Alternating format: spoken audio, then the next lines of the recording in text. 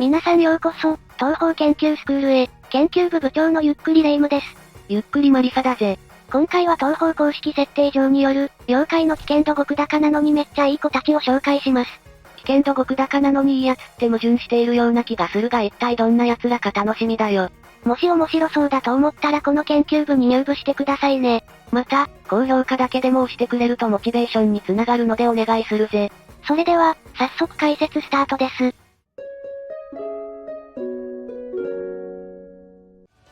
さて、まず最初に解説するのはコメージ悟りです。逆にコメージ悟りって危険度極高だったんだな。水海枠、性格はおとなしいし物腰は柔らかくていいやつ。母親のような寛容さと優しさを持ってペットに接していて、自分のペットが悪さをするはずがないというほど信頼しています。また初めて、優しすぎるランキング1位のレ夢ムと会った時お茶を持っていきましょうかと人当たりも実は良かったりします。多分そのランキングでレ夢ムは順位高くないですね。じゃあなんでコメージ悟りは、こんなにも危険視されてるんだ？その理由としては、やはり彼女の能力心を読む程度の能力が原因だと思われます。視聴者さんも心を読まれると嫌なことってありますよね？例えばあの子とキスしたいなとか、胸大きいなみたいな。実はそうなんだよな。いやあんたかよ。アキュー曰く、心を読めることは丸裸で話し合うということではなく、会話がまるでできなくなるということを意味するとのことです。ですので、彼女は旧地獄にある地霊殿に引きこもり完全に他の人とコミュニケーションを放棄しています。なかなか辛い能力だよな。でも、裏表のない私なら仲良くできる自信がありますよ。ああ、お賽銭のことしか頭にないもんな。ごほん、それはさておきこの能力のおかげで動物には好かれるようです。心が読めるというのは動物にとっては唯一無二の能力だからです。そのため、地霊殿には数多くの動物が住んでいますね。悟りのペットと言ったらオリンとオクーだよな。そう、オリンは音量と会話ができるので彼女の右腕として頼りにされています。また、オクーは鳥頭ですが、単純作業は得意なので、旧地獄の温度管理をしています。やっぱり、一人暮らしならペットがいると癒されそうだぜ。私もペット飼おうと思ってるんだよ。へえ、なんなのさ？もしかして丸ごとバナナ？いや生き物じゃないでしょ。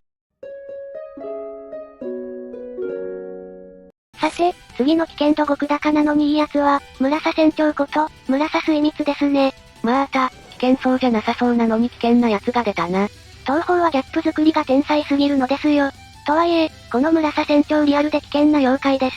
村佐は、水難事故で命を落とした霊なのですよ。未練であの世に行くことができず、次々と船に乗っている人間を道連れにしている船幽霊です。ですので、彼女の能力は水難事故を引き起こす程度の能力。なるほど、能力が対人間型に特化した恐ろしい妖怪ってことか。そう、人間を殺めるそれ以外の目的がない純粋な妖怪です。とはいえ、村佐はまだ人間に理解がある方で、その理由は妙蓮寺にあります。そこでいろんな人の話を聞くことができ、彼女を変化させたと思われますね。霊夢たち主人公が会った時も、言葉遣いもかなり丁寧だったもんな。そう、船に乗り込んできた主人公たちにも丁寧に対応し、負けても悔しさをあらわにしない、その中のこちやさなえが神様であると知ると、騙して申し訳ございませんでしたと謝るなど、自身の役に徹する落ち着いた人物ですね。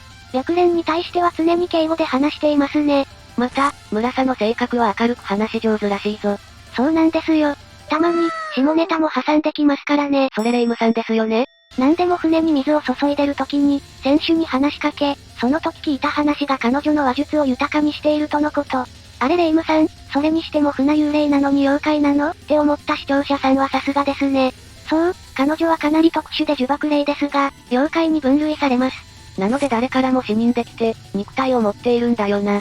そして水兵服姿ですが、大型の木造浮遊船、精霊船の船長の役職についていて、おまけに本来なら船を沈める存在である船幽霊として生きています。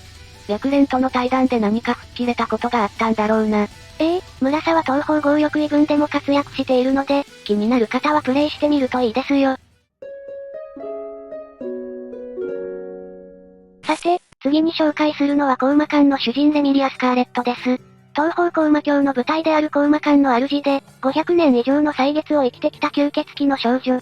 コウマ教の異変ベニキリ異変の原因にして絶大な人気を誇るラスボスだよな。そう、驚異的な身体能力と無尽蔵の好奇心を兼ね備えた、いつ大暴れしてもおかしくない恐怖の悪魔ですね。吸血鬼だけに許された身体能力と、運命を操る程度の能力で、危険度は当然ながら極高です。正直、運命を操る程度の能力は未だに不明な点が多いけどね。しかし、このレミは子供のような純粋な心の持ち主。名前をカリスマブレイクしないであげて。前回の幻想郷での解説でも言ったように、コウマカン組は遠い外の世界から来たのですよ。幻想郷に初めて来た時は大暴れしましたが、今はちゃんとルールを守って、人間は襲わないようになっていますよ。一度、幻想郷に来てすぐに幻想郷の人間を襲っていたのですが、大妖怪ヤクモゆかりとの戦闘で敗北。対談で定期的に食事用の人間を送る代わりに、幻想郷の人間を襲わないようにという契約を結んでいます。ちゃんと敗北を認めて、対談で話を聞けるところ、レミリアらしい。その契約とは、妖怪が食料となる人間を一定分提供する代わりに、生きた幻想郷の人間を襲わない、という内容です。ちなみに、生きた人間は外の世界の視聴者さん諸君なのでゆかりか、ランに襲われないように注意してくださいね。私この前ゆかりに襲われたと思ったら、電柱に服が引っかかってただけだったんだよ。いや知らんがな。また、怪我をして倒れていたものをコウマ館の誰かが助けたことがあったらしいですが、この場合はのたれ死ぬはずの運命を、別の運命に変えられた可能性もあるとされています。ただ、その怪我した人間をコウマ館で止めてあげたようだぜ。ですから、ところ構わず人を殺める妖怪でないこともわかりますね。しかもコウマ館に働いているクセ者揃いの従者たちにもすごく慕われていますよ。レミリアたちのお世話など、過酷な労働をしている昨夜もすごく慕っていて、メイリンもお嬢様と呼んでいるほど。もっとコウマ館の面白い関係について知りたい方はこちらを見るといいぞ。さらに、人里の人間もコウマ館のパーティーに参加できるようです。危険度は高いけど、人間交流度は悪いわけではないってことだな。まあ、アキューによると極低だけど。アキュー曰く、力のある妖怪は一般的な人間や妖怪はあまり興味を持たないとされているので、そういう位置づけにしたのでしょう。さて、ラストは妖怪危険度極高の中でもヤバい風見優香。危険度だけではなく、人間交流度も最悪とのこと。こいつは確かに危険そうな妖怪だな。アキュー曰く、花の妖怪というよりは自然の権化みたいな存在で、妖精とは異なり、一般的な妖怪とは危険度が桁違いに高い妖怪と紹介されています。優香は旧作から登場していて、東方キャラとしては珍しく頭に帽子や飾りなどをつけていないのが特徴ですね。首には黄色のリボンをし、いつも日傘を差しているのも特徴的だぜ。その傘は、紫外線を大幅にカットするもので、雨や弾幕も防げることができますよ。傘については、本人は幻想郷で唯一枯れない花と言っていますが、実際に花なのかは解釈によって変わってきます。また、幻想郷を一年中どこかしら花が咲いているところへと放浪している妖怪。季節の花が大好きで、春は春の花、夏には夏の花、秋には秋の花、冬には少ないながらも冬の花を、一年中花が咲いているところを目指して移動するようです。これといって目的意識もなく、花を楽しみつつ寝たり起きたりを繰り返しています。そのため、登場時の背景や関連曲なども花にまつわるものになっていることが多いですね。どこまで操れるかは不明だけど、花を咲かせたり、ひまわりの向きを変えたり、枯れた花を元通り咲かせたりすることができるようだぜ。とはいえ、他の強力な妖怪に比べればこれはおまけのようなもので、まともに戦闘に使えるものではないとのこと。優香の進化はその純粋な妖力、身体能力の高さにあり、高い基本能力を誇る妖怪らしい妖怪です。マイペースな気分屋で、基本的に一人でいることを好みます。しかし、人間妖怪問わず邪魔が入れば絶大な力によって問答無用に滅ぼしにかかるようですね。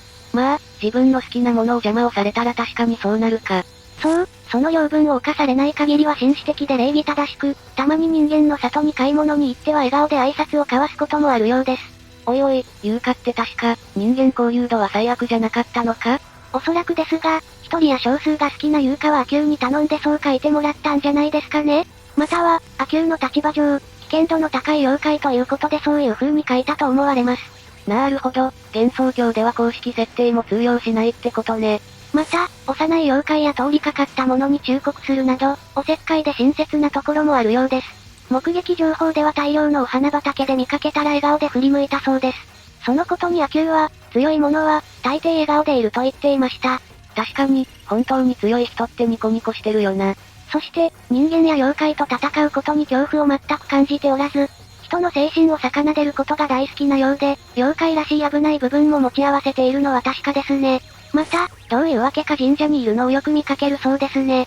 旧作からの仲だから、結構霊夢とは仲がいいのかもしれないな。